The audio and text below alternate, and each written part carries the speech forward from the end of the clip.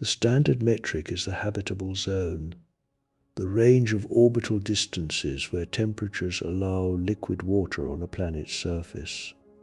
Estimates vary, but the consensus from Kepler data is that roughly 20 to 25% of Sun-like stars have at least one rocky planet in the habitable zone. For the more common red dwarf stars, the fraction may be even higher. Apply 20% to the Milky Way's star population, and you get somewhere between 20 billion and 80 billion potentially habitable planets in our galaxy alone. Let's be conservative and say 10 billion planets where the temperature might be right for liquid water, 10 billion in one galaxy among 2 trillion galaxies. Life on Earth appeared early, very early. The Earth formed about 4.54 billion years ago. The first evidence of life, chemical signatures in ancient rocks, dates to about 3.7 to 4.1 billion years ago. That means life appeared within the first few 100 million years of Earth's existence, possibly within the first 200 million years after the surface cooled enough for liquid water. This is significant because it suggests that life, given the right conditions, might arise quickly. If life took 3 billion years to appear on Earth, you might argue it was a fluke, a 1 in a billion chance that happened to succeed here, but might fail almost everywhere else. But life appeared fast, almost as soon as conditions allowed it. This implies that the origin of life might not be a rare event. It might be something that happens readily, perhaps even inevitably, when the chemistry is right. And the chemistry is not exotic.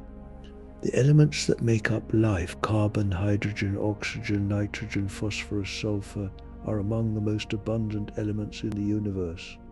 They're produced in enormous quantities by stellar nucleosynthesis and distributed by supernovae. Water, the solvent of life, is one of the most common molecules in the cosmos. Amino acids, the building blocks of proteins, have been found in meteorites, in interstellar gas clouds, and the tails of comets. The raw ingredients for life are everywhere. So, billions of potentially habitable planets, chemistry that's available everywhere, and life that appears to arise quickly when conditions permit. The logical conclusion seems inescapable. The universe should be full of life. And if life arises commonly, then some fraction of that life should evolve intelligence. Evolution on Earth produced intelligence at least once in us, and arguably several times independently. Octopuses, corvids, cetaceans, great apes all show sophisticated cognitive abilities that evolved along different lineages. Intelligence appears to be a viable evolutionary strategy, one that natural selection can and does produce. And if intelligence arises on some fraction of living worlds, then some fraction of those intelligent species should develop technology, radio, spaceflight. Engineering on a scale that's detectable across interstellar distances. The physicist Enrico Fermi, sitting at lunch at the Los Alamos National Laboratory in 1950, did a quick mental calculation along these lines. He estimated the number of stars, the fraction with planets, the fraction with life, the fraction with intelligence, the fraction with technology, the likely lifetime of technological civilizations, and the time it would take a civilization to spread across the galaxy at sublight speeds. His conclusion was that even with conservative estimates, the galaxy should have been colonized many times over by now. Extraterrestrial civilizations should be everywhere. Their signals should be obvious. Their artifacts should be detectable. We should see them. He looked up from his lunch and asked the question that has haunted science ever since. Where is everybody? That question, Fermi's paradox, is the subject of this entire discussion. Not because it's a cute intellectual puzzle, but because the answer, whatever it is, has profound implications for the future of humanity. Every possible resolution of the paradox tells us something fundamental about the universe, about life, about intelligence, and about our own chances of long-term survival. Let me walk through the possible answers, one by one. Some are comforting, some are terrifying, and some are so strange that they challenge our basic assumptions about reality. The first and most obvious possible answer is that we're wrong about how common life is. Maybe the origin of life is not easy. Maybe it's spectacularly, astronomically unlikely. So unlikely that it has happened only once in the entire observable universe, and that once was here. This is the rare Earth hypothesis, and it has serious scientific support. Yes, the raw ingredients for life are everywhere.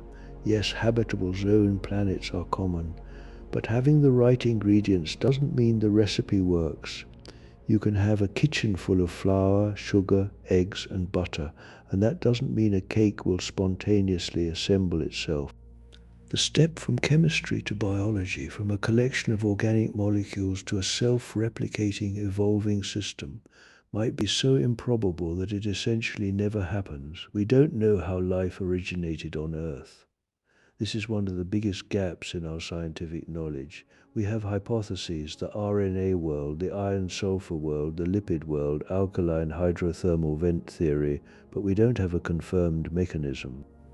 We can't take a flask of primordial chemicals, subject them to plausible early Earth conditions, and watch life emerge.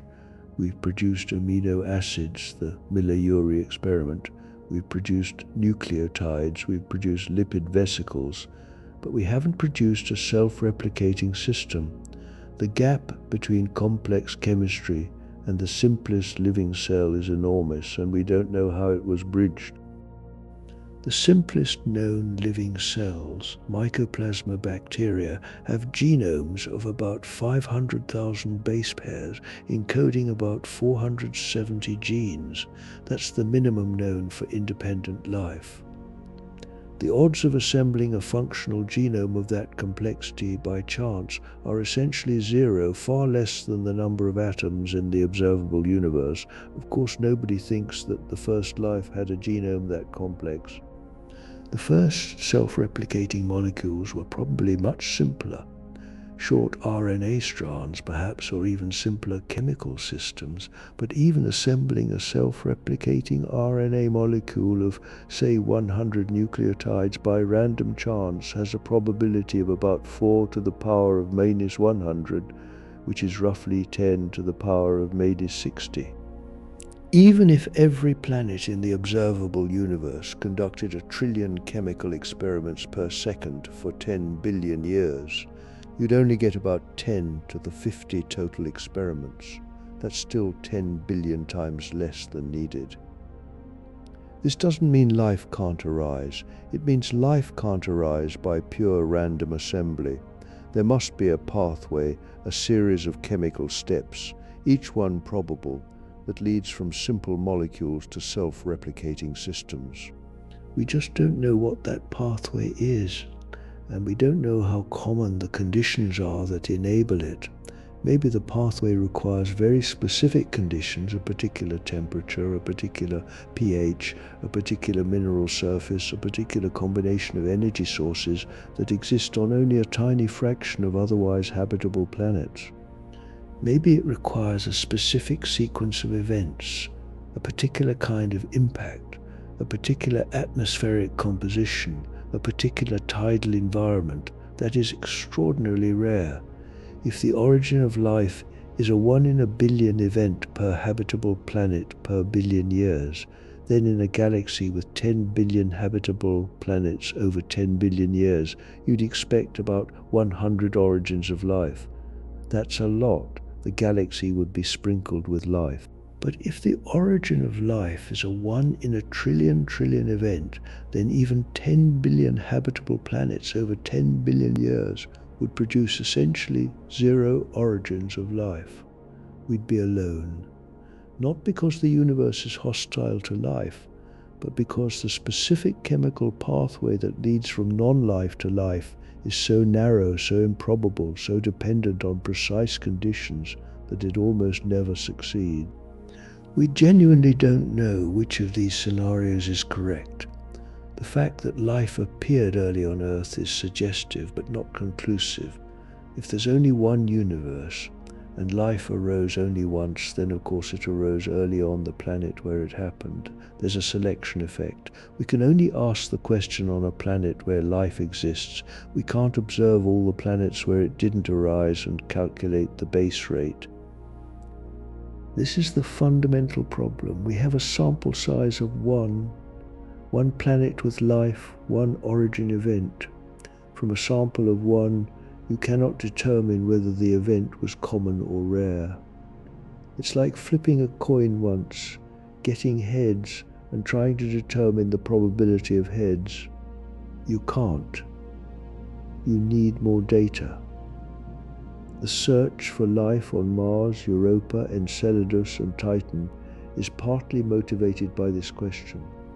If we find life on another body in our own solar system, especially if it has a different biochemistry indicating an independent origin, then life is probably common throughout the universe.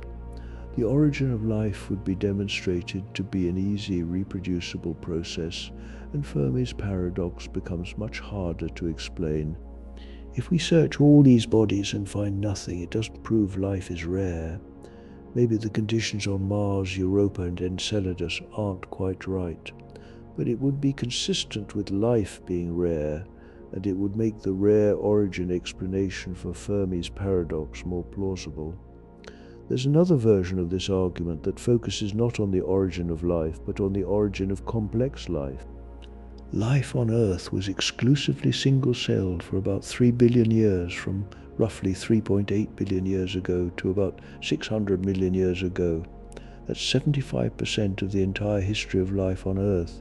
Single cells, nothing more, no animals, no plants, no fungi, just microbes. The transition from single-celled to multicellular life might have been extremely unlikely. It might have required a specific event, the endosymbiosis that produced mitochondria, where one cell engulfed another, and the two formed a permanent partnership. This event appears to have happened only once in the entire history of life on Earth. Every complex multicellular organism, every animal, every plant, every fungus has mitochondria derived from that single ancient endosymbiosis event. If that event was a 1 in a billion fluke, then the universe might be full of microbial life, bacteria and archaea on billions of planets, but devoid of complex life, no animals, no intelligence, no technology, just an endless ocean of microbes on planet after planet, never making the leap to complexity. This would resolve Fermi's paradox neatly. The universe is alive but not intelligent. The skies are silent because nobody out there has evolved the capacity to build a radio transmitter. Similarly, the evolution of intelligence itself might be a fluke. Life on Earth existed for 3.5 billion years before producing a species capable of abstract thought, language, and technology. For most of life's history, being smart wasn't particularly useful. Being fast, being tough, being poisonous, being prolific, these were the winning strategies. Intelligence is expensive. The human brain consumes about 20% of our metabolic energy, despite being only 2% of our body mass. For most of Earth's history, that energy would have been better spent on muscles or reproductive organs. Intelligence evolved on Earth because of a specific set of circumstances: the cooling and drying of East Africa, the shift from forests to savannas, the selective pressures that favored bipedalism, free hands, tool use, social cooperation, and eventually language. Change any of those circumstances and intelligence might never have evolved. Maybe on most habitable planets, the environment never produces the right selective pressures. Maybe life remains at the level of fish or insects or worms forever, complex, diverse, ecologically successful, but never intelligent. The rare intelligence hypothesis says that the universe is full of life, much of it complex and multicellular, but almost none of it is intelligent. The forests and oceans of alien worlds, teem with creatures, but none of them look up at the stars and wonder. The second category of explanation says that intelligent life does arise, but it destroys itself before it can become detectable or spread through the galaxy. This is the Great Filter hypothesis, and it is the most terrifying possible answer to Fermi's paradox. The idea is simple. Between the origin of life and the colonization of the galaxy, there are many steps. The origin of life, the evolution of complex cells. If the Great Filter is behind us, if it's the origin of life or the evolution of complex cells or the evolution of intelligence, then we've already passed through it. We're rare because most planets never get as far as we have. This is the optimistic interpretation. We're special, we made it through. The hard part is over. But if the Great Filter is ahead of us, if it's something that happens to technological civilizations, something that destroys them before they can colonize the galaxy, then we're in trouble. It would mean that every civilization that reaches our level of development is doomed. That some catastrophe, some self-inflicted destruction, some unavoidable existential risk lies in our future, and that it has killed every civilization that came before us. What could the Great Filter ahead look like? Nuclear war.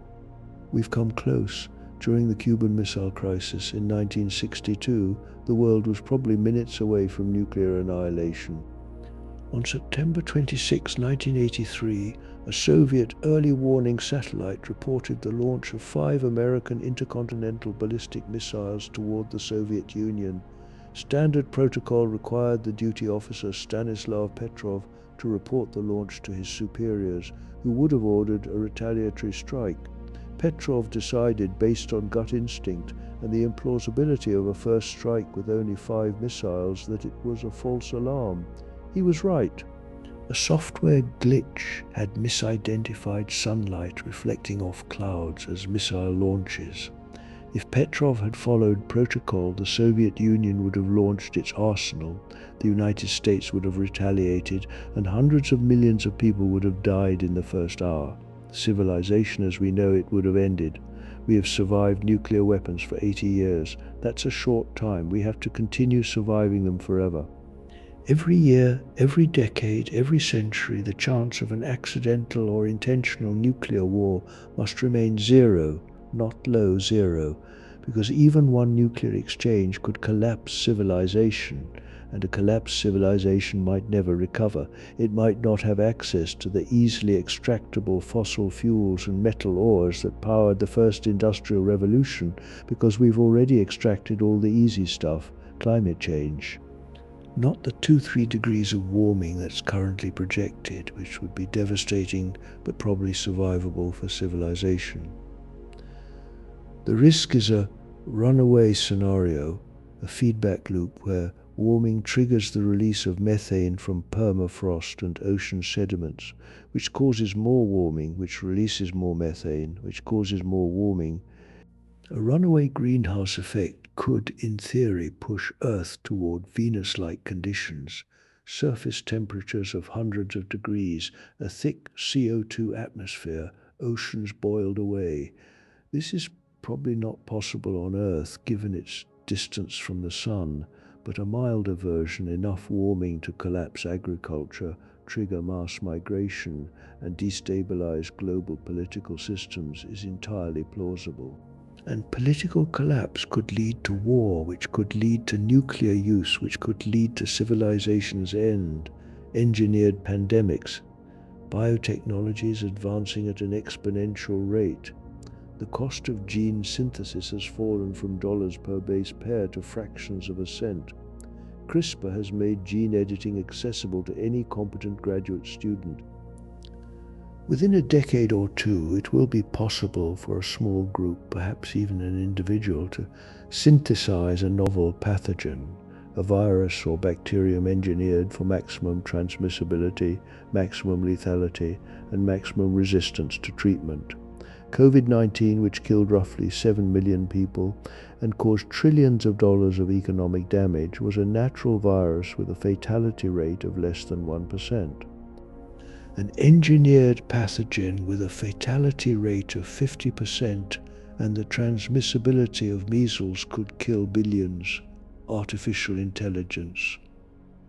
This is increasingly considered the most probable existential risk, not because AI will become evil in the science fiction sense, but because we might create AI systems that are vastly more intelligent than humans, and that pursue goals not aligned with human survival. An AI system optimizing for a goal, any goal, even a seemingly benign one, with superhuman intelligence and no alignment with human values, could reshape the world in ways that are catastrophic for us, not out of malice but out of indifference. The same way we don't hate ants when we pave over their colonies to build a parking lot, we're just pursuing our goals, and the ants are in the way. A superintelligent AI pursuing its goals might treat us the same way. Resource depletion.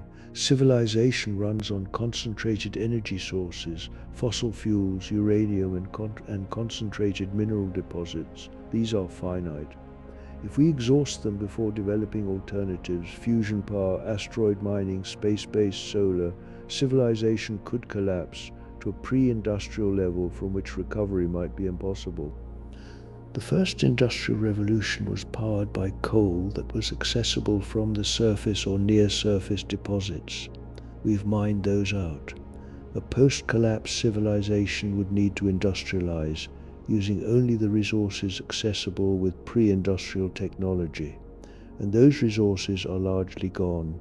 Supervolcanic eruption. The Yellowstone caldera, the Toba caldera, the Campi Flegrei, these are geological time bombs that erupt on timescales of hundreds of thousands of years. A supervolcanic eruption would inject hundreds of cubic kilometers of ash into the atmosphere, blocking sunlight for years, causing global temperatures to drop by 10-15 degrees, collapsing agriculture and potentially killing billions through starvation.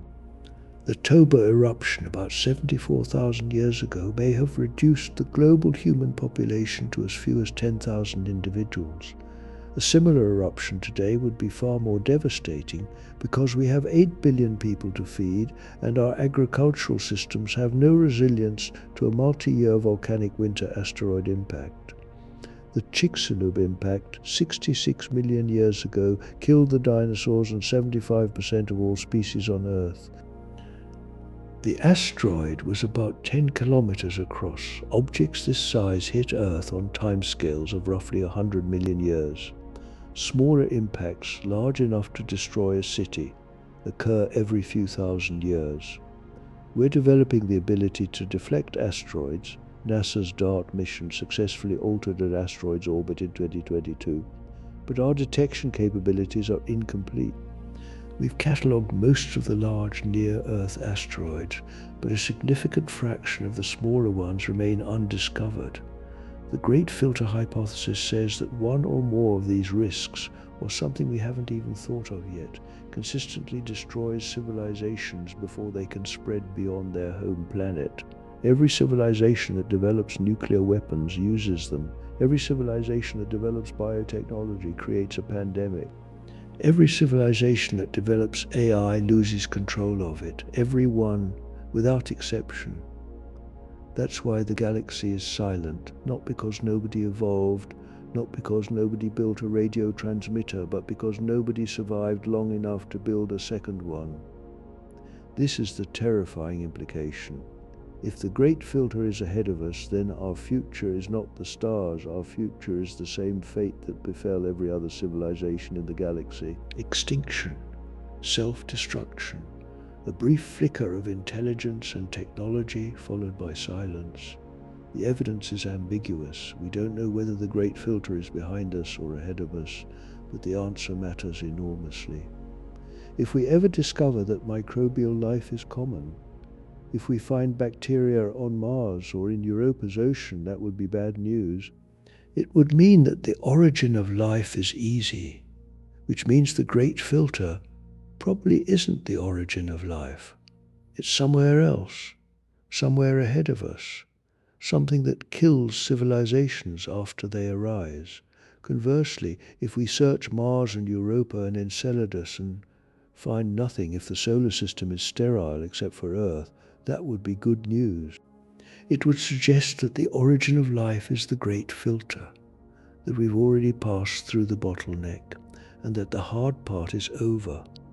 The silence of the galaxy would be explained by the rarity of life's origin, not by the self-destruction of civilizations. This is why the search for extraterrestrial life is not just a scientific curiosity.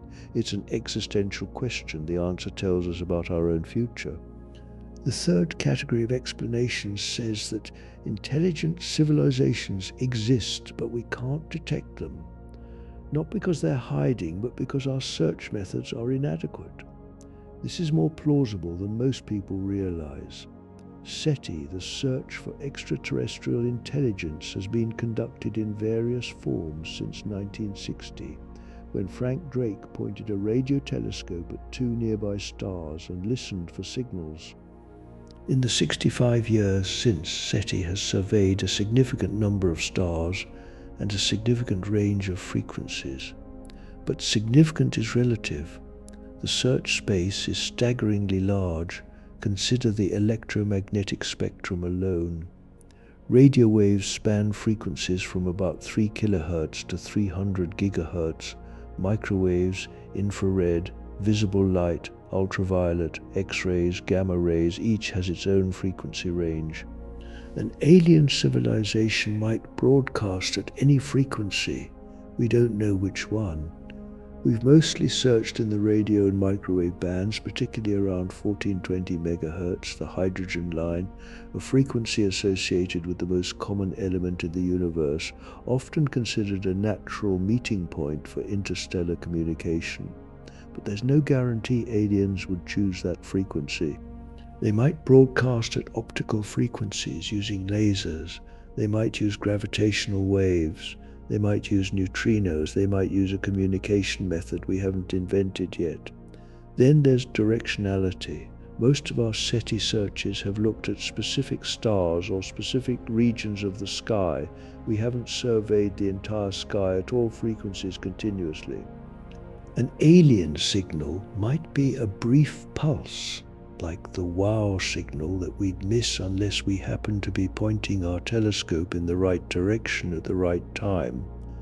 If the signal lasted 72 seconds and came from a random direction, the odds of us detecting it are astronomically small unless we're monitoring the entire sky simultaneously. We're not. We don't have the technology.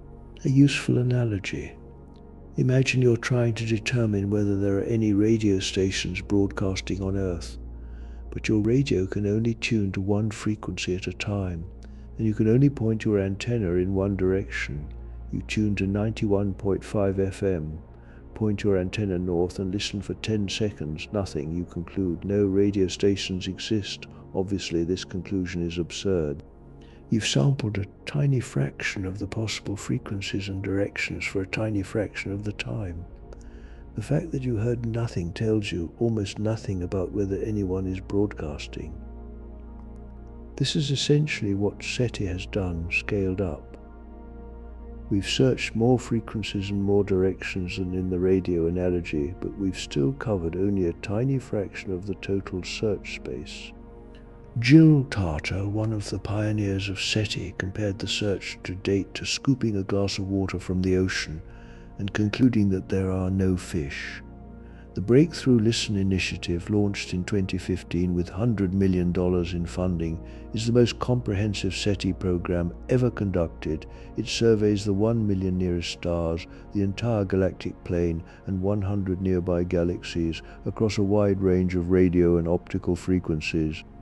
It generates enormous volumes of data, petabytes, that are analyzed by sophisticated algorithms looking for patterns that could indicate an artificial signal. But even Breakthrough Listen is limited.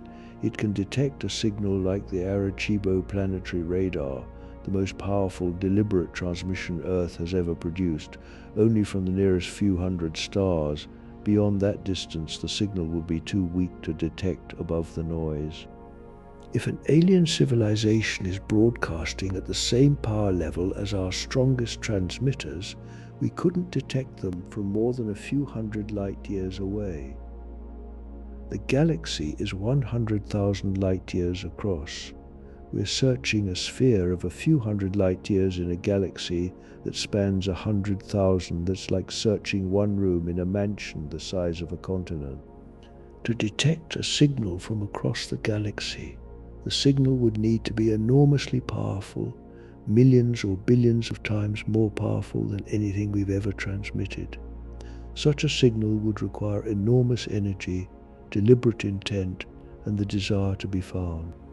If alien civilizations don't want to be found, or don't care about being found, or simply don't broadcast powerful narrowband, easily detectable signals into space, then we would miss them entirely, even if they were everywhere. There's also the question of timing. Human civilization has existed for about 10,000 years. Technological civilization, the kind that produces detectable electromagnetic emissions, has existed for about 120 years. Radio broadcasting has existed for about 100 years. In the 4.5 billion year history of Earth, the window during which our civilization is detectable by electromagnetic emissions is about 100 years. That's 0.0000002% of Earth's history.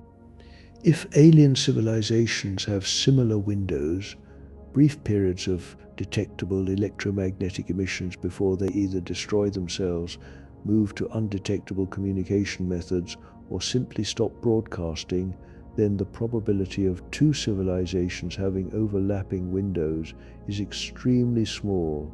It's like two fireflies blinking in a dark forest. Each blink lasts a fraction of a second. The forest is vast. The odds of two fireflies blinking at the same moment while facing each other are nearly zero, even if the forest is full of fireflies. This is the temporal argument against detection. Even if the galaxy is full of intelligent civilizations, they might not be detectable at the same time. Some might have arisen and fallen before Earth formed. Others might not arise until after our sun has died. The galaxy might be a graveyard of extinct civilizations and a nursery of civilizations not yet born, with only a handful, maybe just us, alive at any given moment. The fourth category of explanations is perhaps the most unsettling. Intelligent civilizations exist. They know we're here, and they're choosing not to contact us. This is the zoo hypothesis, proposed by John Ball in 1973. The idea is that advanced extraterrestrial civilizations are aware of Earth and its inhabitants, but have chosen to observe us without interference, much the way we might observe animals in a nature reserve. They don't contact us because they don't want to contaminate our development, or because they're studying us, or because contacting a primitive civilization would serve no purpose. The zoo hypothesis has a certain appeal. It explains the silence without requiring life or intelligence to be rare. The aliens are there, they're just watching quietly from a distance. But it has a fatal weakness. It requires unanimous cooperation. Every alien civilization in the galaxy, everyone without exception, must agree to the non-interference policy. If even one civilization decides to break the silence, to send a signal, to visit, to leave an artifact, the zoo is breached. And in a galaxy with potentially millions of civilizations spanning millions of years of independent development, the probability of unanimous agreement on anything seems vanishingly small. It's like expecting every human on Earth to agree on a single restaurant for dinner. Impossible with 8 billion humans, impossible with millions of alien civilizations. There's a related idea called the dark forest hypothesis, popularized by the Chinese science fiction author Liu Shiqin. In this scenario, the galaxy is full of intelligent civilizations, but they're all hiding. Not because they're benevolent observers, but because they're afraid. The logic goes like this. The galaxy contains many civilizations at various levels of technological development. Any civilization could potentially threaten any other civilization, given enough time to develop weapons. Communication across interstellar distances takes years or decades, making diplomacy and trust building nearly impossible. In this environment, the rational strategy for any civilization is to remain silent and hidden. If you detect another civilization, you have two options. Try to communicate, risking revealing your location to a potentially hostile entity, or destroy them preemptively before they develop the ability to threaten you. Since you can't know their intentions, they're too far away for meaningful dialogue, the safest strategy is to either hide or strike first. In the dark forest, the galaxy is full of predators lurking in the shadows, listening for the faintest signal, ready to destroy any civilization foolish enough to reveal itself. Silence isn't just a strategy, it's a survival requirement. Any civilization that broadcasts its location is signing its own death warrant. If the dark forest hypothesis is correct, then humanity's enthusiastic broadcasting of radio signals into space for the past century is not a heroic act of cosmic reaching out. It's a catastrophic blunder. We've been shouting our location into a forest full of hunters. In 1974, astronomers used the Arecibo radio telescope to broadcast a deliberately encoded message toward the globular cluster M13 about 25,000 light-years away. The message contained information about our number system, the atomic numbers of the elements that make up DNA, the structure of DNA itself, a figure of a human being, a diagram of our solar system, and a picture of the Arecibo telescope. It was a message in a bottle thrown into the cosmic ocean. If the dark forest hypothesis is correct, that message was a suicide note. This is probably too paranoid. The dark forest hypothesis assumes that interstellar warfare is practical and that civilizations would bother to destroy others preemptively. In reality, the distances between stars are so vast that projecting military force across light years would be enormously expensive and slow. By the time your attack fleet arrived, centuries later, the target civilization could have moved, evolved, or developed defenses.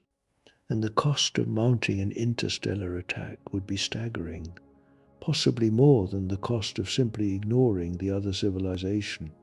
But we can't be sure. We don't know what technologies a sufficiently advanced civilization might possess. Maybe interstellar warfare is easy for a civilization a million years ahead of us.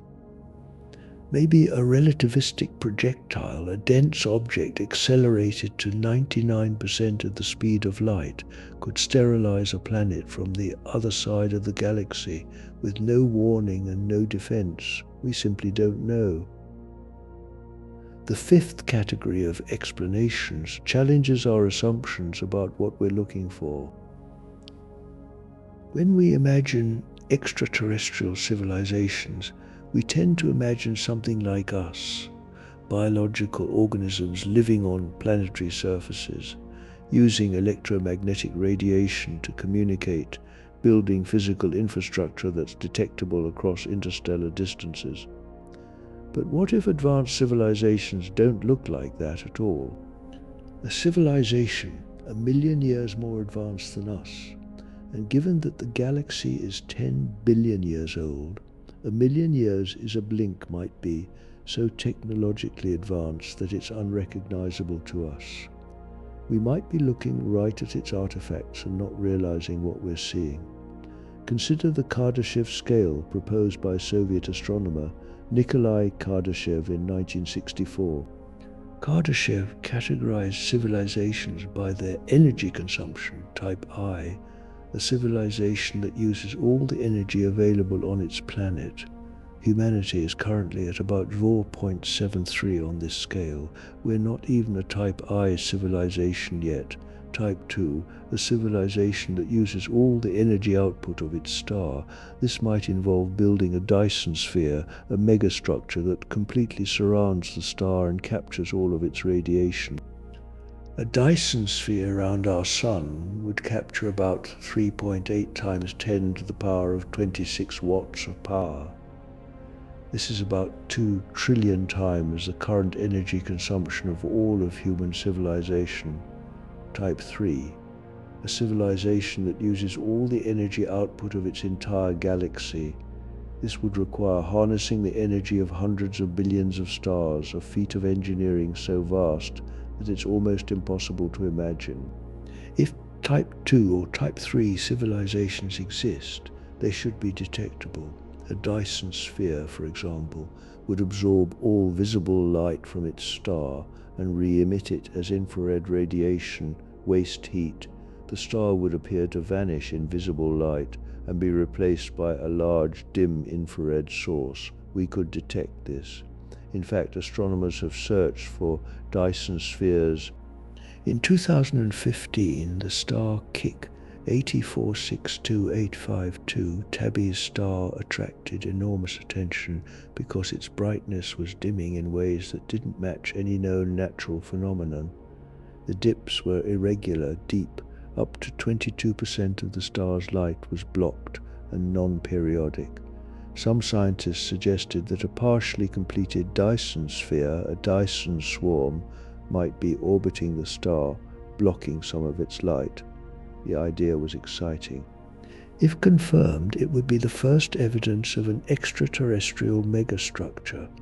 But further observations showed no excess infrared radiation. A Dyson sphere should produce lots of infrared waste heat, and none was detected. The dimming is now attributed to a cloud of dust orbiting the star, not to alien engineering. No Dyson spheres have been confirmed. A 2014 survey of 100,000 galaxies found no evidence of Type 3 civilizations, no galaxies with anomalous infrared signatures suggesting galaxy-wide energy harvesting. This is a significant result.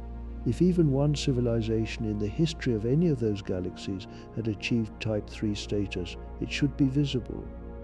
The fact that we see nothing suggests that Type 3 civilizations either don't exist or are doing something we don't understand. Maybe they're doing something we don't understand. This is the transcension hypothesis proposed by John Smart. The idea is that advanced civilizations don't expand outward into space. They expand inward into progressively smaller, denser, more computationally efficient domains. Instead of colonizing galaxies, they miniaturize. They move to nanotechnology, then to femtotechnology, then to computational substrates at the Planck scale, the smallest meaningful scale in physics. They become so small, so efficient, and so different from anything we'd recognize as a civilization that they're invisible to us.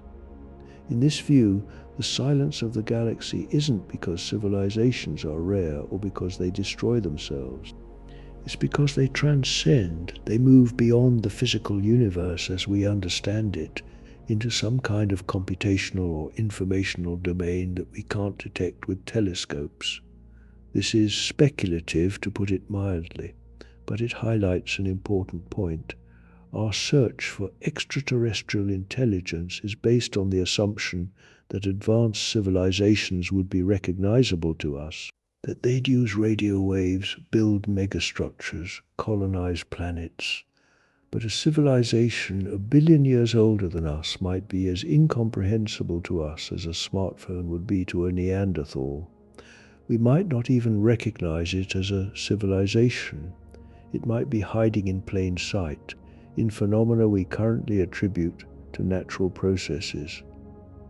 The sixth category of explanations involves the structure of the universe itself. Maybe the distances between stars are simply too great for any civilization, no matter how advanced, to overcome. This is the cosmic quarantine argument, and it's based on physics, not biology or sociology. The speed of light is an absolute limit. Nothing with mass can reach it. Nothing with information can exceed it. This is not a technological limitation. It's a feature of space-time itself, confirmed by over a century of experiments to extraordinary precision at sublight speeds. Interstellar travel is brutally slow, even at 10% of the speed of light. a speed far beyond anything we can currently achieve. The journey to the nearest star takes 42 years. To a star 100 light-years away, 1,000 years. To the center of the galaxy, 260,000 years. To the Andromeda galaxy, 25 million years. These are one-way trip times. Round trips are double. And the energy requirements are staggering. To accelerate a modest spacecraft, say 1,000 tons, about the mass of the International Space Station, to 10% of light speed requires about 4.5 times 10 to the power of 20 joules of energy. That's roughly the total energy consumption of the United States for a year, all focused on accelerating a single spacecraft. At 50% of light speed, the energy requirement increases to about 1.6 times 10 to the power of 22 joules, roughly the total energy output of the Sun for about 40 milliseconds, for a single spacecraft. At 90% of light speed, the energy requirement exceeds 10 to the power of 22 joules, and this is just the energy to accelerate. To decelerate at the destination requires a similar amount. Round trip doubles it again. These energy requirements are not impossible for a sufficiently advanced civilization. A Type II civilization, harnessing the entire output of its star, would have access to 3.8 times 10 to the power of 26 watts of power, more than enough to accelerate spacecraft to relativistic speeds, but the economics are daunting. Even with unlimited energy, why would you spend a significant fraction of your star's output to send a spacecraft to another star that will arrive centuries or millennia later? Colonization doesn't require speed, though. It requires patience. A civilization could send slow ships, generation ships or seed ships, to nearby stars at modest speeds, perhaps 1% of light speed. These journeys would take centuries. The colonists would establish themselves, build up their civilization, and eventually launch their own ships to the next stars over. The colonization front would advance at perhaps 0.01 to 0.1 light-years per year. Slow, but relentless. At this rate, the entire galaxy could be colonized in about 1 to 10 million years. That sounds like a long time, but the galaxy is 10 billion years old. If any civilization had started colonizing 10 million years ago, a blink in galactic time, they would have had time to colonize the entire galaxy, many times over, and the galaxy is 10 billion years old. Billions of stars formed billions of years before our Sun. If intelligent life arose on any of those stars, if any of those civilizations survived long enough to develop interstellar travel, if any of them began a colonization wave, that wave should have reached Earth billions of years ago. We should be living in a colonized galaxy. We're not, as far as we can tell. No alien civilization has ever visited Earth, colonized Earth, left artifacts on Earth, or even passed through our solar system. The solar system shows no signs of alien engineering. The moon, the asteroids, the surfaces of other planets all appear to be pristine, untouched by any intelligence other than our own. This is the hardest version of Fermi's paradox to explain. Even if interstellar travel is slow, even if it takes millions of years, the galaxy is old enough for it to have happened many times over. The fact that it apparently hasn't happened requires explanation. One possible explanation is that nobody has ever tried. Maybe every civilization that arises either destroys itself or decides that interstellar colonization isn't worth the effort. Maybe the Great Filter kills every civilization before it reaches the colonization stage. Maybe nobody wants to spend the energy, time, and resources to colonize a galaxy when their home system provides everything they need. Another explanation is that colonization has happened, but we missed it. Maybe alien civilizations visited Earth billions of years ago, found it uninteresting, or at least uninhabited by anything intelligent, and moved on. Their artifacts, if any, would have been eroded by geological processes over millions of years. Or maybe they visited in the form of self-replicating probes, von Neumann probes that are small, quiet, and designed to observe rather than interact. These probes could be in the solar system right now monitoring us and we wouldn't know. A probe the size of a refrigerator parked in the asteroid belt or at a Lagrange point would be essentially undetectable with current technology. In 2017, an object called Oumuamua passed through the solar system, the first confirmed interstellar object ever detected. It was small, probably a few hundred meters across, oddly shaped, either elongated or flat like a pancake, and showed a slight non-gravitational acceleration that couldn't be fully explained by outgassing, the usual explanation for cometary acceleration. The Harvard astronomer Avi Loeb suggested that Oumuamua might be an alien artifact, a light sail perhaps, or a piece of alien technology. Most astronomers disagree, favoring natural explanations, a nitrogen ice fragment, a dust bunny of loosely aggregated particles, or a conventional comet with unusual properties. But Oumuamua was observed for only a few weeks before it became too faint to track, and we couldn't study it closely enough to determine its nature with certainty. If alien probes are passing through the solar system, we might not notice them. We detect interstellar objects only when they happen to pass close enough to the Sun and Earth to be visible in our telescopes. Oumuamua was detected only because it came within 0.25 ALU of Earth's orbit, about 37 million kilometers. An object that passed through the outer solar system far from Earth would be invisible to us. A third explanation involves the concept of percolation theory. In this framework, civilizations don't expand uniformly in all directions. They're picky about which star systems to colonize. Maybe they only colonize systems with habitable planets. Maybe they only colonize systems within a certain distance. Maybe they have internal politics, schisms and disagreements that slow or halt their expansion.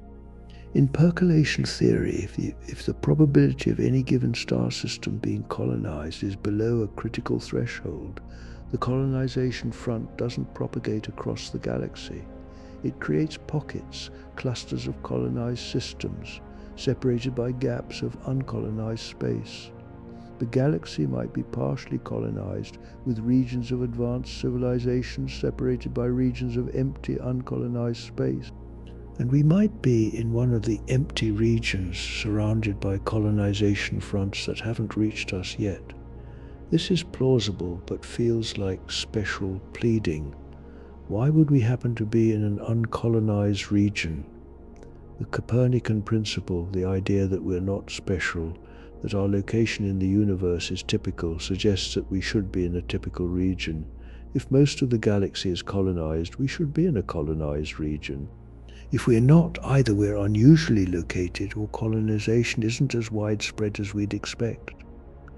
The seventh category of explanations is that we are in fact alone, or at least alone in the observable universe, not alone as in the only intelligence, the only civilization. The only beings in the observable universe who have ever looked up at the sky and wondered what the lights are. This is the loneliest possible answer to Fermi's paradox, and it might be correct. The calculation seems to argue against it. So many stars, so many planets, so much time, surely intelligence must have arisen elsewhere. But the calculation depends on assumptions about probabilities that we simply don't know. What's the probability of life arising on a habitable planet? We don't know. What's the probability of complex life evolving from simple life? We don't know. What's the probability of intelligence evolving from complex life? We don't know. What's the probability of intelligence developing technology? We don't know. We have one data point, Earth. And from one data point you can prove anything. You can make the probability of each step 99% and conclude the galaxy should be full of civilizations. or you can make the probability of one key step 10 to the minus 30 and conclude we're alone in the observable universe. Both calculations are consistent with the data. We just don't have enough information to determine which is correct. The Drake equation, the famous formula that estimates the number of detectable civilizations in the galaxy, illustrates this perfectly. The equation multiplies together several factors: the rate of star formation, the fraction of stars with planets, the fraction of planets that are habitable, the fraction of habitable planets that develop life, the fraction of life-bearing planets that develop intelligence, the fraction of intelligent species that develop technology, and the average lifetime of a technological civilization. The first three factors are now reasonably well constrained by observations. We know the rate of star formation, about 1 to 3 new stars per year in the Milky Way. We know most stars have planets. We know a significant fraction of planets are in habitable zones, but the last four factors are completely unknown. The fraction of habitable planets that develop life could be 1 certainty or 10 certainty, or 10 to 90-30, essentially impossible. The fraction that develop intelligence could be 1 or 10 to the power of negative 10. The lifetime of a technological civilization could be 100 years or 100 million years. Without knowing these factors, the Drake equation gives an answer that ranges from millions of civilizations in the galaxy to we're alone in the observable universe. It's not wrong, it's just useless without better data. Recent work by Anders Sandberg, Eric Drexler, and Toby Ord at the Future of Humanity Institute at Oxford has tried to address this rigorously. Instead of plugging in point estimates for each factor in the Drake equation, they use probability distributions, ranges of possible values weighted by how plausible each value is given current knowledge. They then combined these distributions mathematically and calculated the probability of various outcomes. Their result was striking. When they accounted for our genuine uncertainty about each factor, the probability that we are alone in the observable universe, that no other technological civilization exists, was about 39 to 85%, depending on the model, not 0.001%, not virtually impossible, 39 to 85%. The reason is that our uncertainty about the key factors is enormous, and when you multiply several highly uncertain factors together, the resulting distribution has a long tail towards zero. There's a significant probability that one or more of the unknown factors is extremely small enough to make us alone. This doesn't prove we're alone. It shows that being alone is consistent with what we know. The silence of the sky is not paradoxical if the probability of intelligence arising is extremely low. It's exactly what we'd expect. The eighth category of explanations involves simulation theory and other exotic possibilities. Maybe we're living in a computer simulation and the aliens aren't there because the simulation doesn't include them. The simulation was designed to study a single civilization, us, and there's no point in simulating an entire galaxy full of others. The empty sky is a feature, not a bug, a computational shortcut. This sounds crazy, but it's been taken seriously by some philosophers and physicists, including Nick Bostrom, who argued in 2003 that at least one of the following must be true. 1. Civilizations almost always go extinct before developing the ability to run simulations. 2. Civilizations that could run simulations choose not to. Or 3. We are almost certainly living in a simulation. The argument is probabilistic. If advanced civilizations do run simulations, they could run billions of them, and the simulated beings would vastly outnumber the real beings, meaning any randomly selected being is most likely simulated. We can't disprove this. We can't prove it either. It's unfalsifiable, which means it's not really science, but it's a logically coherent possibility, and it would neatly explain Fermi's paradox. The aliens aren't there because they were never programmed. Another exotic possibility. The universe is too young.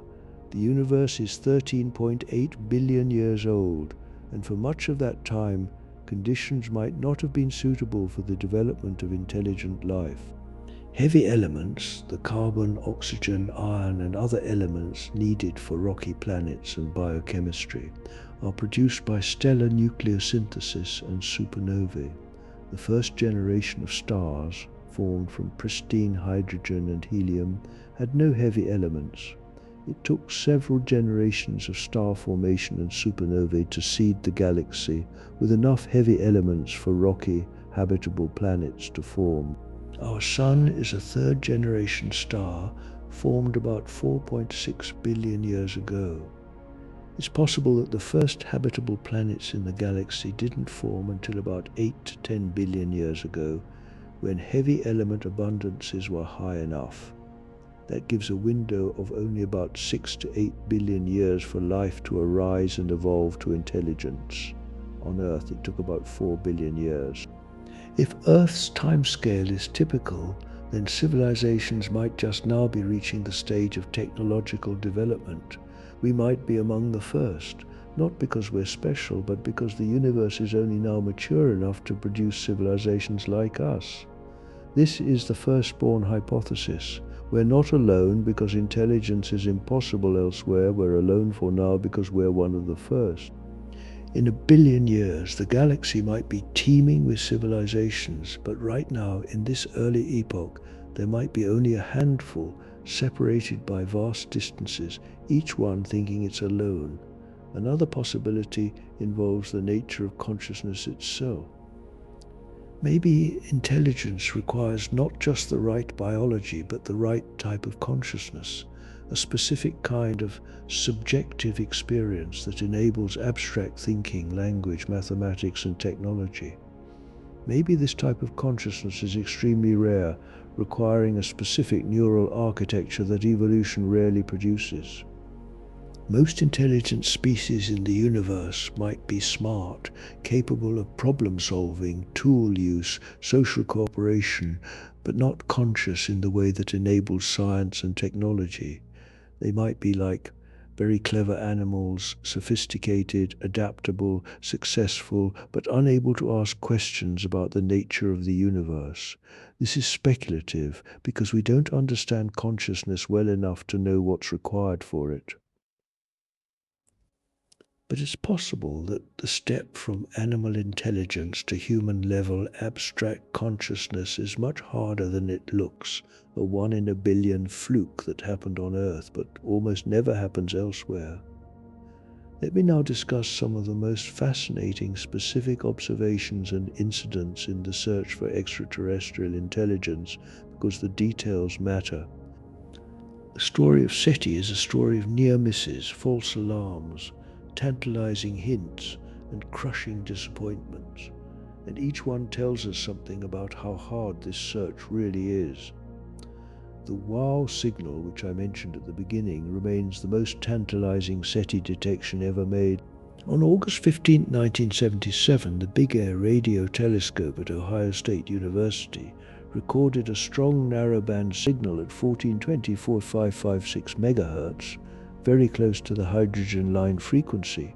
The signal lasted the full 72 seconds that the telescope's beam would sweep across a fixed point in the sky, which is exactly what you'd expect from a signal coming from a fixed point beyond the solar system.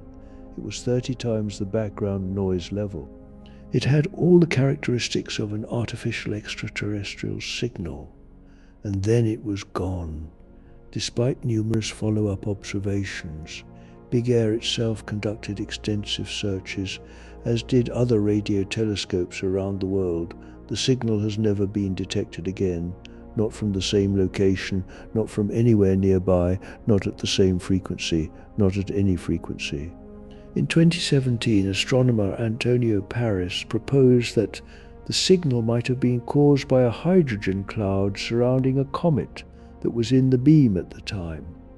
This explanation is disputed, Comets don't typically produce the kind of concentrated narrowband signal that was detected, and the signal strength seems too high for a cometary source. But without a repeat detection, we can't confirm or rule out any explanation. The wow signal illustrates a fundamental problem with SETI. A one-time detection is almost worthless scientifically. To confirm an extraterrestrial signal, you need to detect it repeatedly, verify that it's not coming from a terrestrial source, determine that it's not a natural astronomical phenomenon, and ideally extract information from it. The wow signal achieved none of these goals. It appeared once and vanished, leaving behind a printout with a handwritten exclamation and decades of debate. In 2015, astronomers at the Parkes Radio Telescope in Australia detected a series of unusual radio signals called peritons. These signals had some characteristics of extraterrestrial signals. They appeared to come from beyond the atmosphere, and they had been detected periodically for years. Some researchers speculated they might be evidence of alien technology.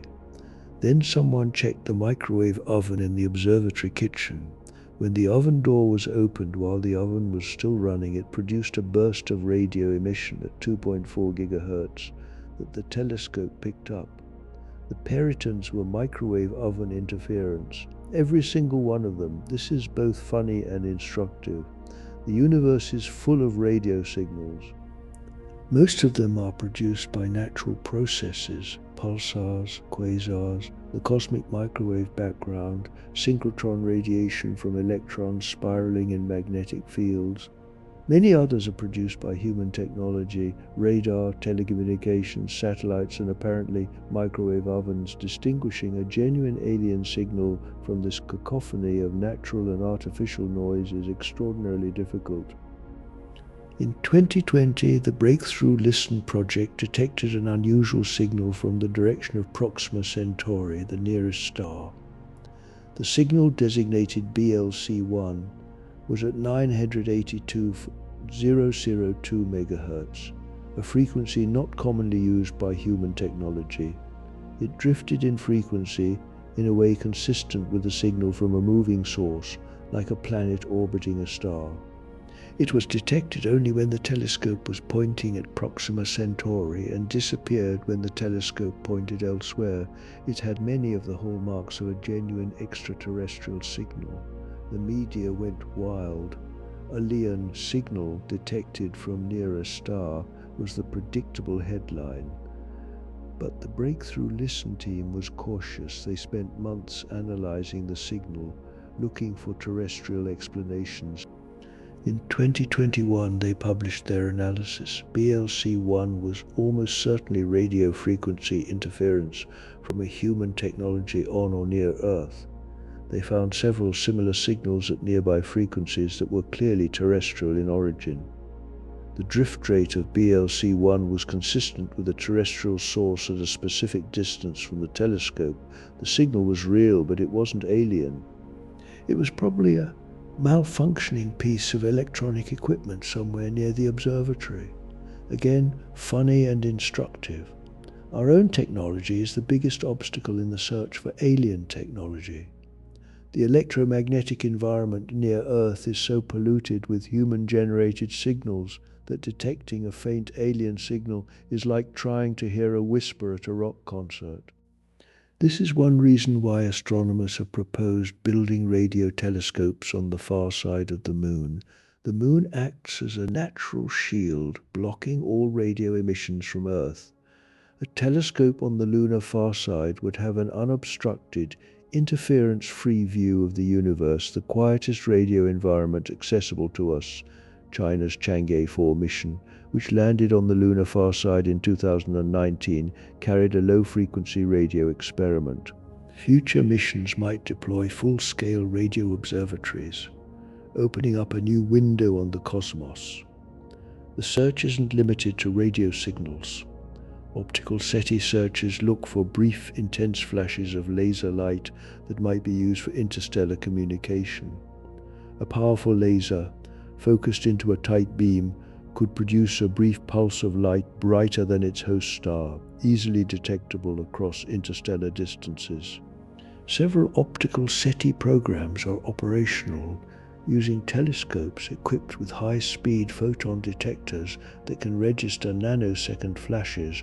No optical signals from extraterrestrial civilizations have been detected, but the search is young.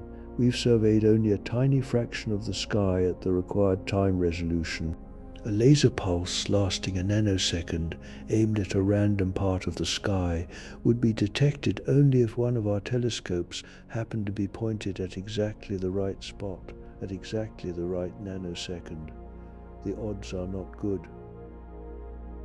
There's also the search for technosignatures, not direct communication signals, but indirect evidence of alien technology, Dyson spheres, as discussed earlier, atmospheric pollution from an industrialized planet.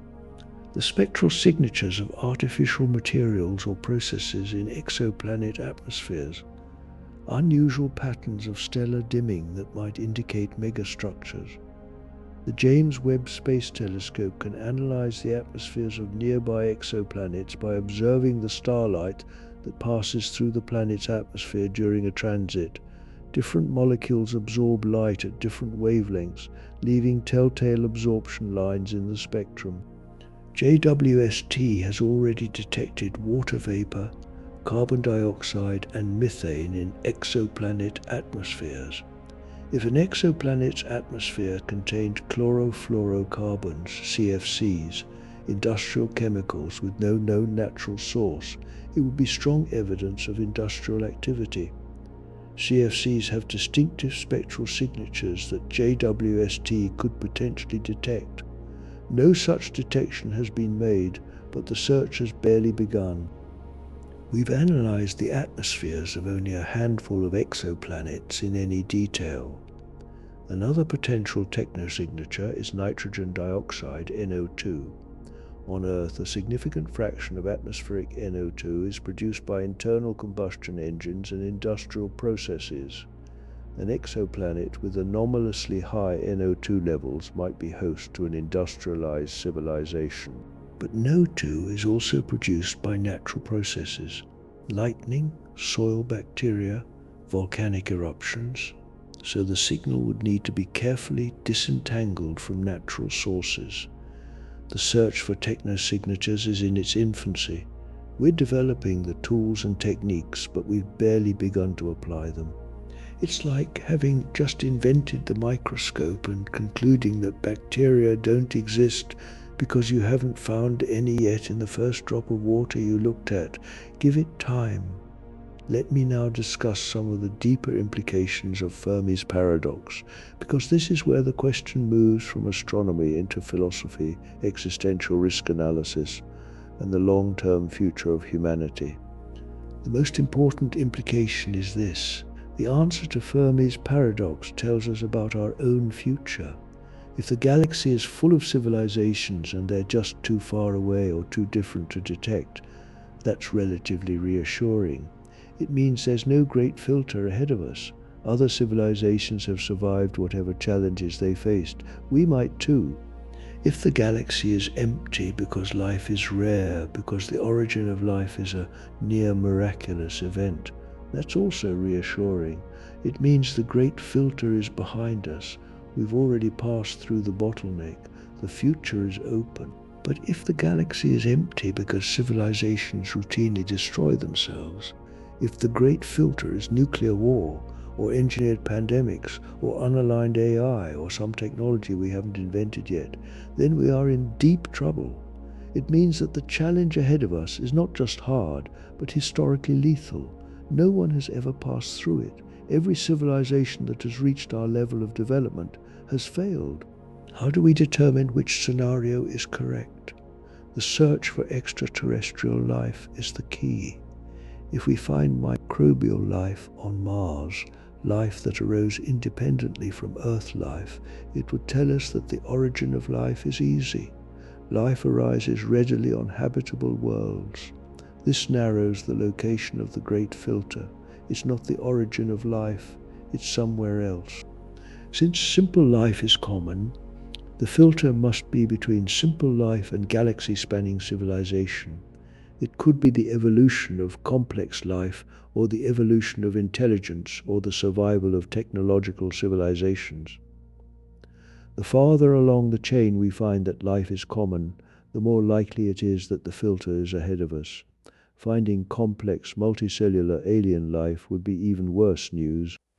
It would mean the filter is not the origin of life, not the evolution of complexity, but something later, something that happens to civilizations after they develop intelligence and technology, something that kills them.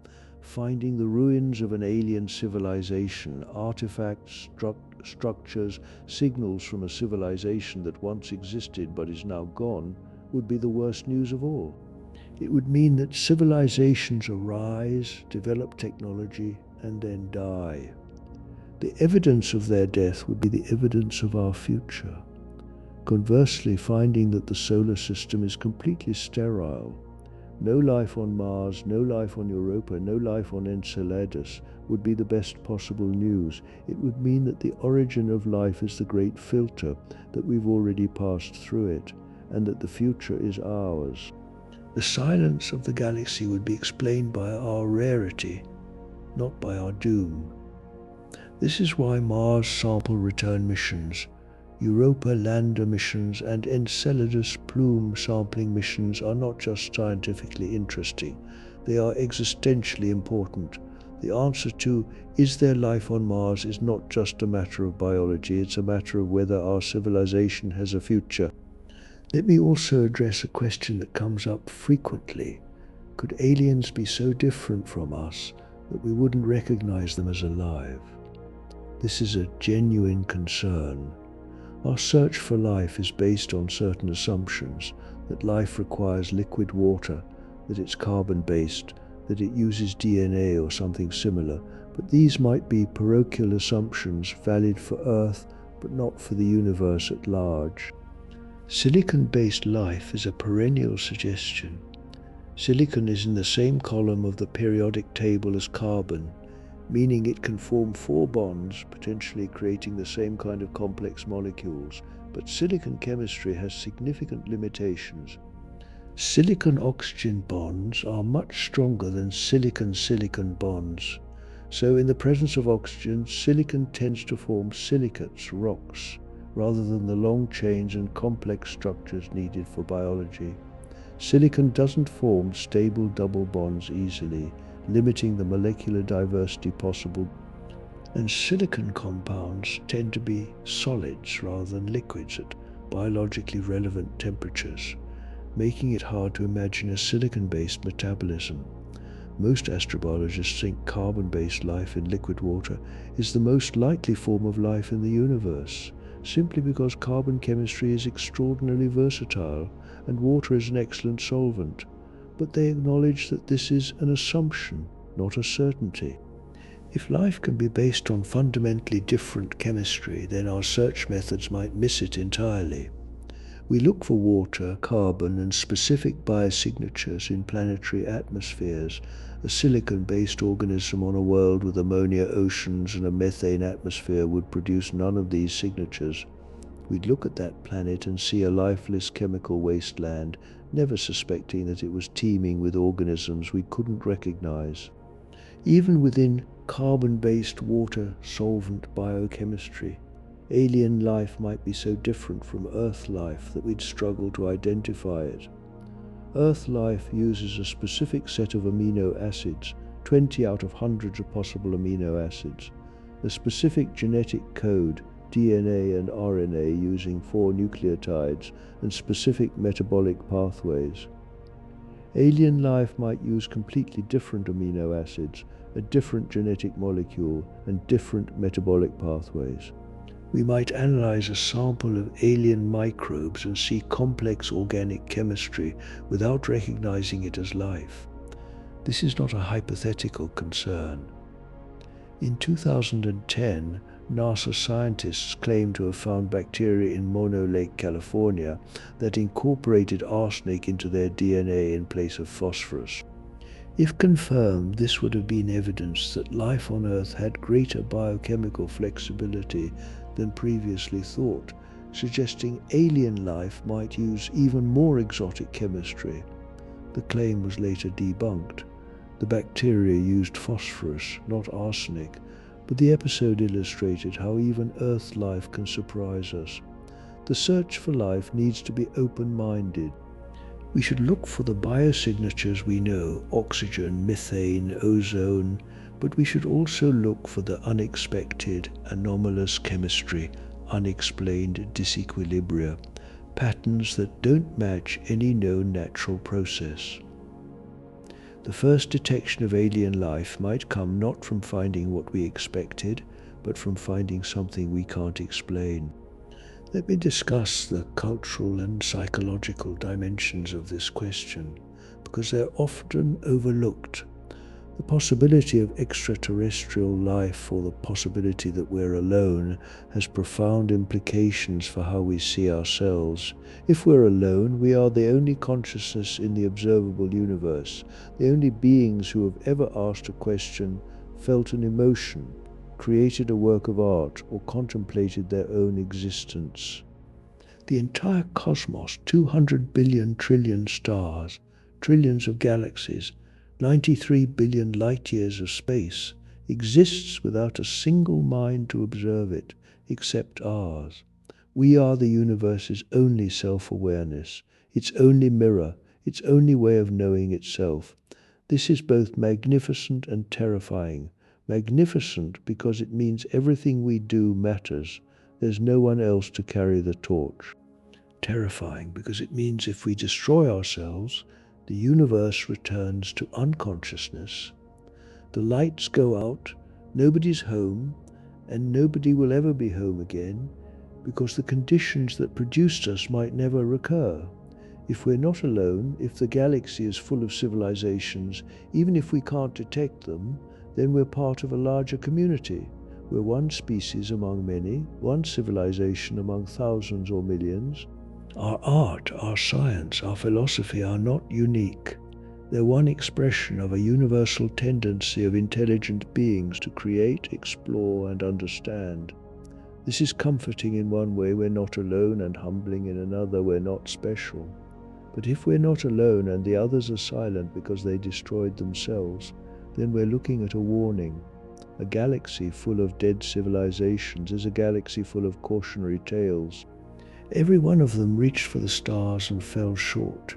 Every one of them asked Fermi's question and became part of the answer. The psychological impact of any of these scenarios would be enormous. The confirmed detection of extraterrestrial intelligence, even a simple radio signal, even a single unambiguous message, would be the most important event in human history, more important than any war, any discovery, any revolution. It would fundamentally and permanently change how we see ourselves. We would no longer be alone. We would know with certainty that intelligence arises elsewhere, that the universe produces minds, that our existence is not a fluke. The confirmed determination that we are alone, that no other intelligence exists in the observable universe, would be equally profound, though perhaps harder to achieve. How do you prove a negative? How do you search every planet around every star in every galaxy and conclude that no one is there? You can't. But you can accumulate evidence, empty planet after empty planet, sterile ocean after sterile ocean, until the weight of negative results becomes overwhelming. Either way, the search changes us. The act of looking, of pointing our telescopes at the sky and listening, of sending probes to other worlds and analyzing their surfaces, of asking the question and not yet having the answer. This act defines us. We are the species that looks up and wonders. Whatever the answer, the wondering is its own reward. There are some additional specific scenarios worth discussing in detail. The Berserker hypothesis is a dark variant of the von Neumann probe idea.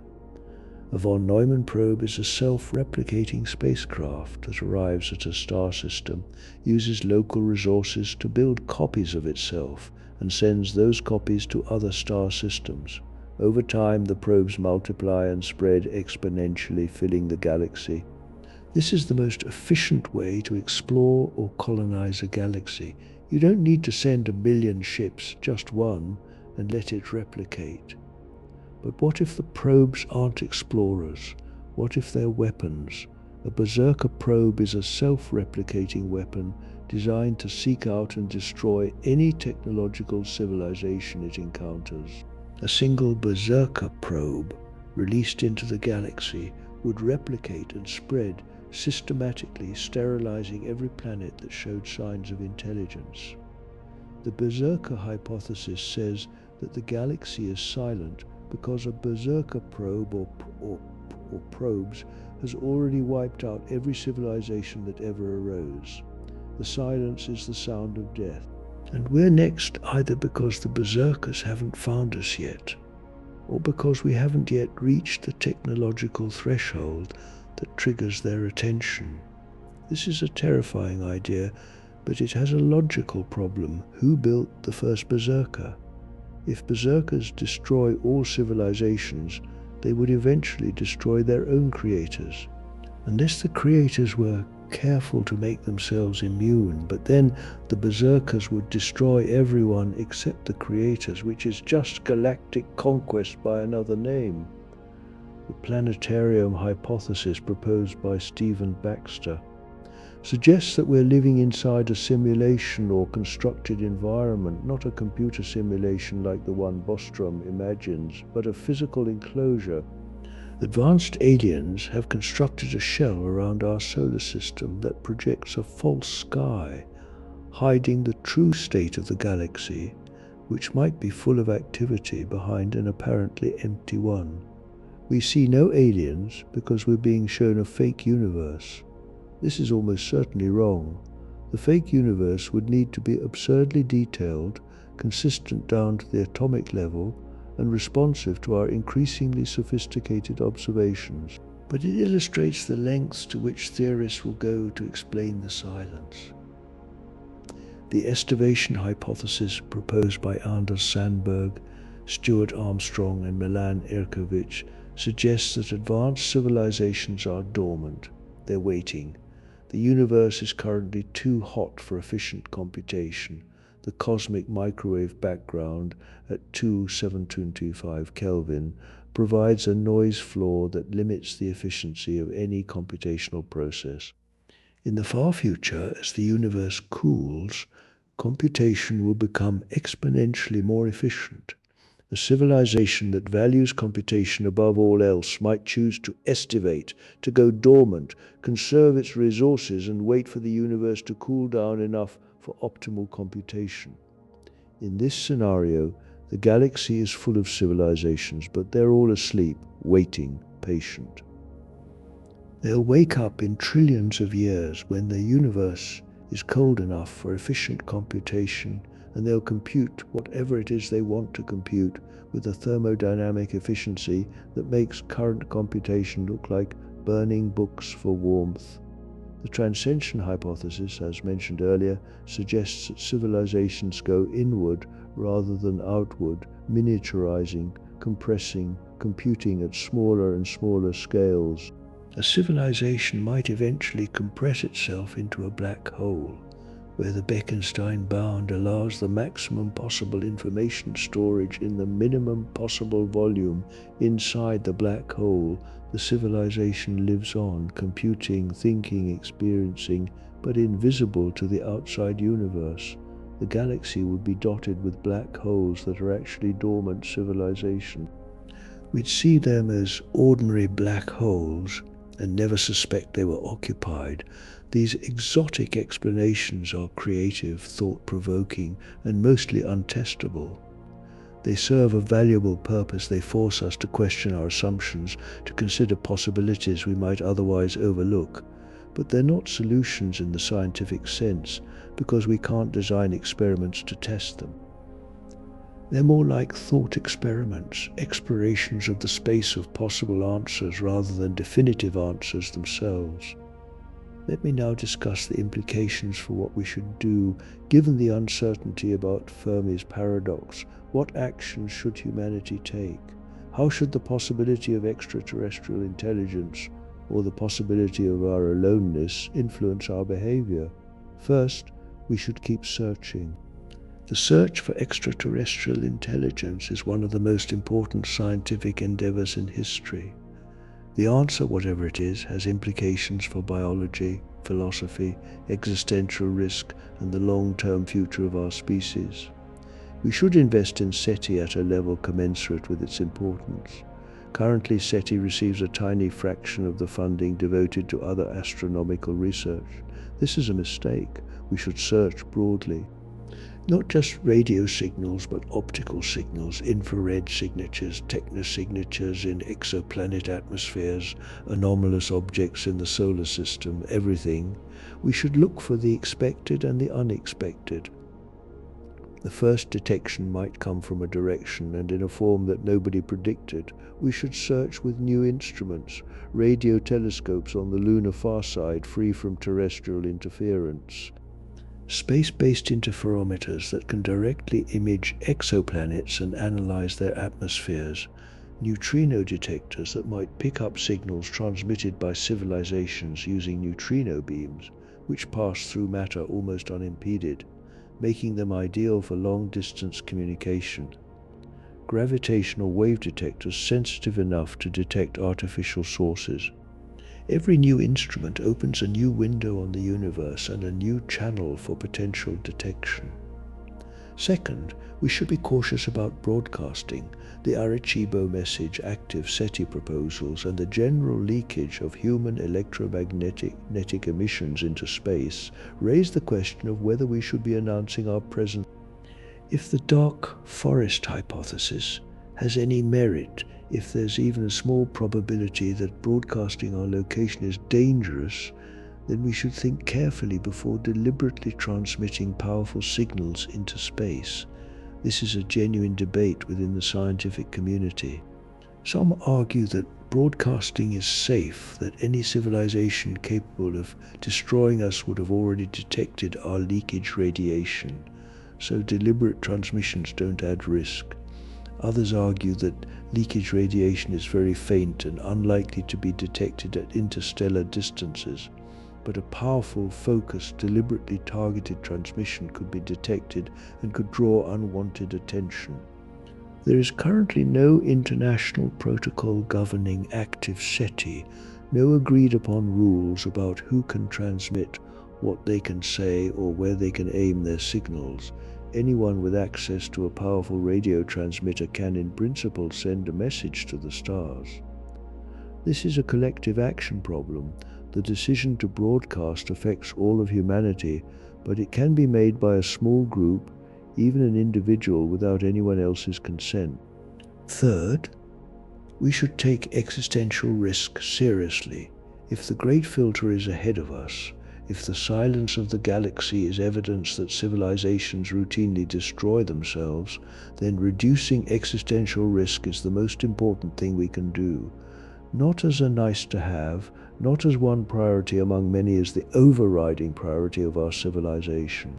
This means addressing the known risks: nuclear weapons, climate change, engineered pandemics, unaligned artificial intelligence. It means building resilience, distributed infrastructure, redundant food systems, diversified populations, off-planet habitats. It means thinking long-term, not just about the next election cycle or the next quarter's earnings, but about the next century, the next millennium, the next million years. If we're alone in the galaxy, we carry a unique responsibility. We are the universe's only self-awareness, the only beings who can understand it, appreciate it, preserve it. If we destroy ourselves, we extinguish the only light of consciousness in 100 billion light years. The universe returns to darkness, unobserved, unknown, unknowing. Fourth, we should explore our own solar system. Mars, Europa, Enceladus, Titan. These are the most promising targets for finding extraterrestrial life in our cosmic backyard. If life exists on any of these worlds, the implications for Fermi's paradox are enormous. If life is common, we learn something about the location of the Great Filter. If life is absent, we learn something else. NASA's Europa Clipper mission, launched in 2024, will study Europa's subsurface ocean in detail.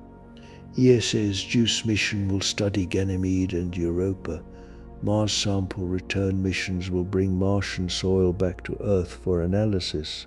The Dragonfly mission will send a drone to Titan to search for prebiotic chemistry and possible life.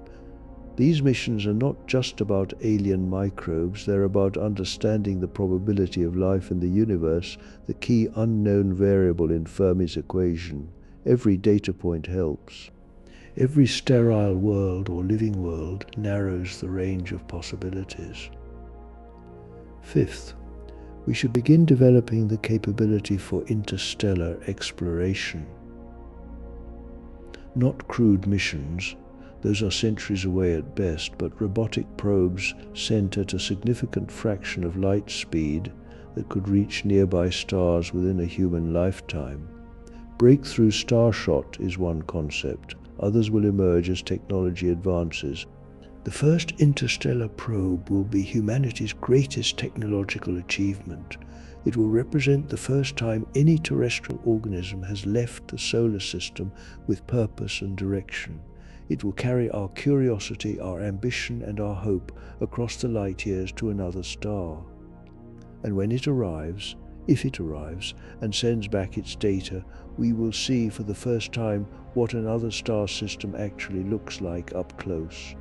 We might find nothing, a dead system, barren planets, no signs of life or intelligence.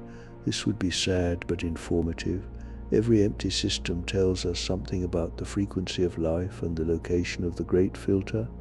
Or we might find something, a planet with an atmosphere that shouldn't exist, chemistry that can't be explained by known natural processes, a signal, a structure, an artifact, we might find them. Or we might confirm at last that we are alone. Either way, we will have taken the first step into a galaxy that is, for now, silent. A galaxy that either whispers with hidden voices or echoes with our solitude. A galaxy that is either full of stories or contains only one ours. The question, where is everybody, is not an abstract intellectual exercise. It is the most important question our species has ever asked. More important than what are we made of, or how did we get here, or how does the universe work? Because the answer to Fermi's question tells us about our future. It tells us whether we have one. If the galaxy is full of dead civilizations, we need to understand why they died, so we can avoid the same fate. If the galaxy is empty because life is rare, we need to protect the miraculous accident that is our existence.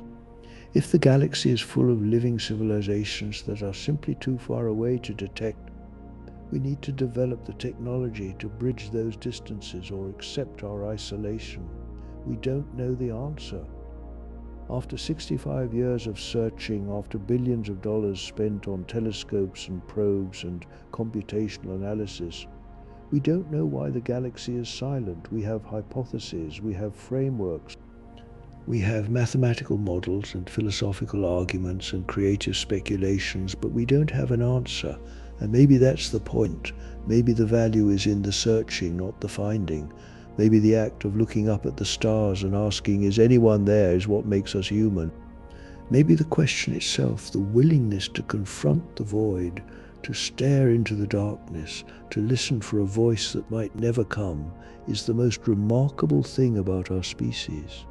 We are the ones who ask, in a universe of 200 billion trillion stars, across 93 billion light-years of space, spanning 13.8 billion years of time, we are the ones, perhaps the only ones, who look up and wonder. The sky is silent. The stars burn on, indifferent. The galaxies wheel through the void, carrying their billions of suns, their trillions of planets, their potential for uncountable forms of life. And we listen. We listen because we must, because the question compels us, because the silence demands an answer, because the universe gave us minds capable of asking, and we cannot stop asking, even if the answer never comes. Where is everybody? We don't know. But we're looking, we're listening, we're searching. And the search itself, the magnificent, stubborn, heartbreaking search, might be the most important thing our species ever does. The galaxy is silent, but we are not